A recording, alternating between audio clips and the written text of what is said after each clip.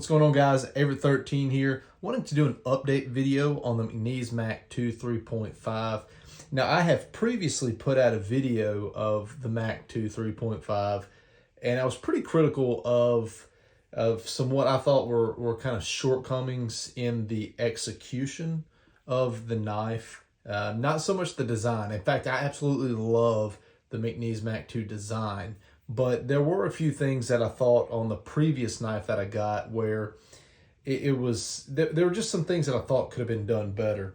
Fast forward to just a few weeks ago, I actually saw some of these in stock, and these are new stock, and they've actually made some tweaks to the knife since that video. So first and foremost, once I got this knife in hand, one of the very first things that I noticed is this now has a very nice, deep, hollow grind on this blade. Absolutely incredible grind on this. And this blade edge is extremely, extremely sharp. On the previous knife that I had, it was real thick behind the edge. In fact, it was not even a hollow grind. It was just kind of a it was a flat grind almost from this portion down. It was just flat ground, and the edge it left something to be desired, essentially. I'm happy to say that on these newer stock ones, they've made some tweaks, and the edge is a whole lot better. And I absolutely love this hollow grind on this knife. Another issue I had with my previous knife was the action. Now, this one has much better action on it. In fact, you can see there, it's got a really nice and controlled drop on it. And that's what I wanted on the first one, but it was extremely, I guess, loose. Like once it got to this point here, that blade was just slamming closed.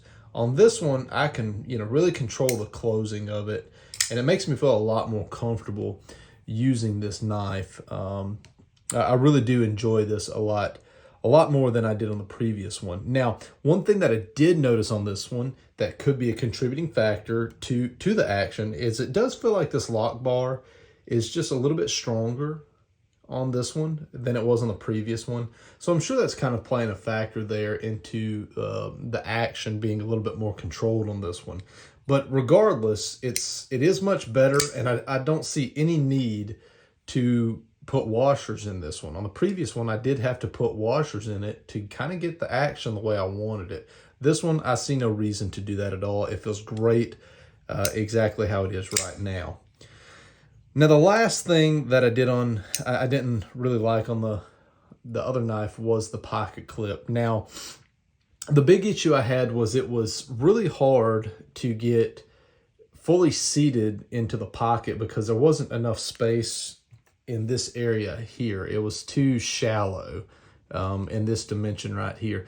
This one, it seems like the pocket clip is bent a little better. It's got a little more of a bend there, which allows more clearance in there. I've actually had no real problems getting this one, in the pocket, other than now I've got a little bit of a shallow area here. So this edge here almost wants to sometimes hang up. So I kind of wish it was a little bit taller here. I know I'm so nitpicky on this dang pocket clip, but long story short, I do feel like the pocket clip on the newest generations is executed better than it was on the one that I had previously.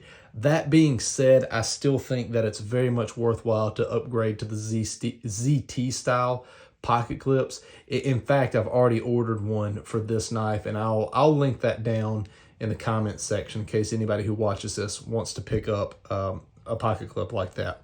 But, other than that, though, this knife has always been a great design. I really love the profile on it, and I really love the dimensions of it. In fact, this is the only knife that I have that is a big knife that feels like a little knife.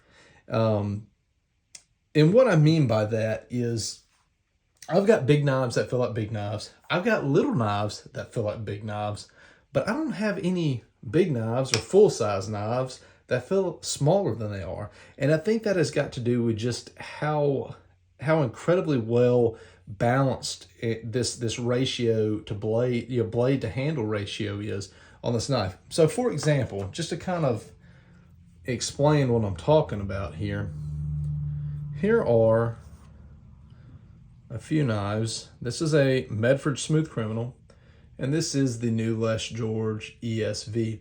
As you can see, they are very, very similar in handle size.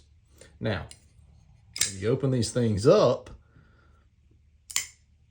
it's a different story. Now, all of a sudden, it's like a dang magic trick has happened here. I don't know what sort of sorcery this is, but these now, you can really see the size difference. You can see now that this is a full-size knife. That blade here is a good, I don't know, inch to, let's see here. I mean, it's almost a good, at least 3/4 of an inch bigger than the next one, right? And it's just crazy to me how when they're closed, they're essentially the same size, but when you open them up, now all of a sudden you've got a full-size knife. It's like you've got a full-size knife in a compact package. So yeah, you know, like I said, I was very critical on the previous review I did of the Les George, not the Les George, excuse me, the McNees. I was putting up the Les George when I said that.